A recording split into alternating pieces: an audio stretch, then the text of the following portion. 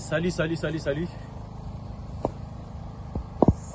je fais cette petite vidéo, c'est juste pour dénoncer l'injustice sociale que je suis victime en tant que citoyen canadien. Selon la Charte des droits et libertés des citoyens, selon la Déclaration universelle des droits de l'homme, si tu te sens lésé, tu as le droit de revendiquer tes droits. Raison pour laquelle je fais donc cette petite vidéo pour vous démontrer ce que je suis en train de faire. Ce que vous voyez à côté là, ça c'est mes affaires à moi, donc Titra. Titra, c'est Tempo International Trading. J'apporte donc ma pierre dans cet édifice qui est donc le Canada en général, puis le Québec en particulier. On fonctionne avec le moyen de bord, alors que selon la réalité, je devais recevoir un montant de 250 000 qui pouvait me permettre de faire fonctionner l'entreprise et contribuer à l'économie du Canada en général et du Québec en particulier. L'entreprise est bâtie pour pouvoir donc embaucher de 11 à 70 employés. Il y a l'aide qui est destinée donc aux entrepreneurs ressortissants d'outre-mer, s'il faut bien le dire. J'en fais partie. Et j'ai fait mes preuves. Ça fait 4 ans que je suis en activité sans pour autant percevoir l'argent de banque, s'il faut bien le dire ainsi. Seulement l'argent que le gouvernement a donné pour le Covid. J'ai reçu le 40 000 puis le 20 000. Mais vu la grandeur de l'entreprise, on ne pouvait pas me laisser dans des conditions pareilles sans pour autant qu'on puisse donc me booster, comme on dit. J'ai demandé l'argent dans des banques, même dans des caisses.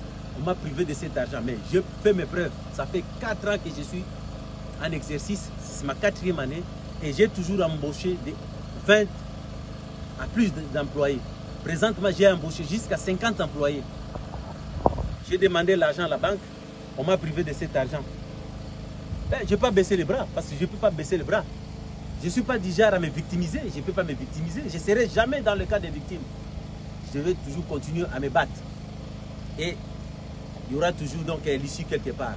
Alors, je demande aux autorités compétentes. Je ne fais pas la politique et je ne ferai jamais la politique. Je laisse la politique aux politiciens.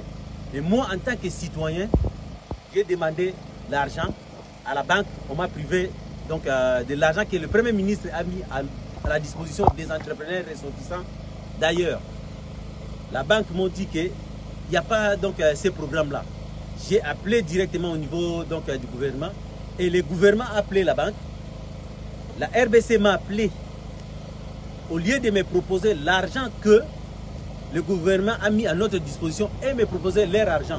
J'ai dit niet, je préfère l'argent que le gouvernement a mis à notre disposition parce que je vais l'amortir dans 10 ans. Si je calcule bien, 250 000 l'amortir dans 10 ans, cela veut dire que 25 000 $ chaque année.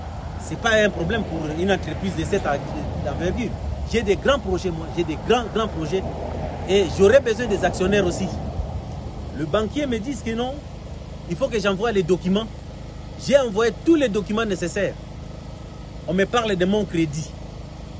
Mon crédit, c'est mon passé. Mais je n'ai pas un mauvais crédit, disons, s'il faut bien le dire.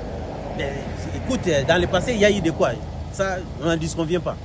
Mais il faut quand même tenir compte de mon présent et le futur. Si vous tenez compte seulement de mon passé, cela veut dire que vous êtes en train de compromettre mon futur.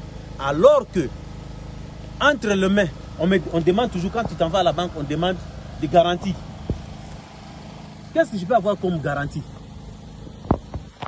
Ce qu'on appelle garantie, c'est l'argent que tu as qui peut faire qu'on puisse te prêter l'argent et que tu puisses rembourser sans contrainte.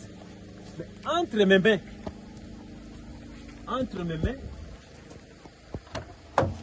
j'ai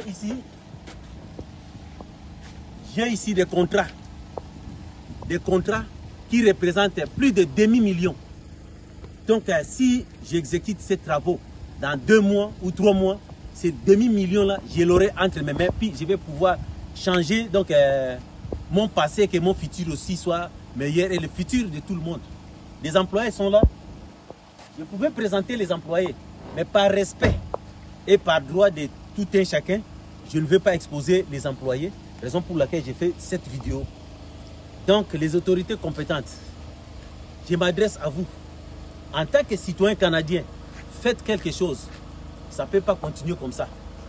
Faites quelque chose. J'ai droit, s'il faut bien le dire. Les droits que je dis que j'ai droit, je sais que les droits viennent avec des responsabilités. Ma responsabilité, à moi, c'est quoi?